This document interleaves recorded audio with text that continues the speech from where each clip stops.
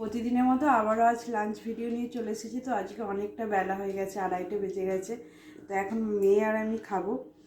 তো এখানে আছে ভাত, অনেকটাই করে নিয়েছি একবারে রাত্রির জন্য। আর এখানে আছে মসুর ডাল, আর এখানে আছে কাতলা মাছের তেল ঝাল, মাথাটা অর্ধেক লেজা আছে। মানে আজকেই আমরা আঁশ খাবো এখন, মানে মাছ ডিম মাংস আজকের দিনটায়। তারপর এখন পুরো নিরামিষ চলবে। কাল শনিবার এমনিতেই নিরামিষ, রবিবার পুজোর আগের দিন নিরামিষ, সোমবার সরস্বতী পুজো হবে নিরামিষ। এখন নিরামিষ চলবে আমাদের বাড়িতে। তা আজকে এঁচোড়টা করেছি একটু মাংসের মতো, পেঁয়াজ রসুন দিয়ে রান্না করেছি।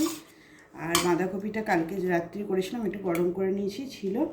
আর এখানে আছে মাছের তেল, বেগুন, শিম দিয়ে একটু ভাজার মতো করেছি।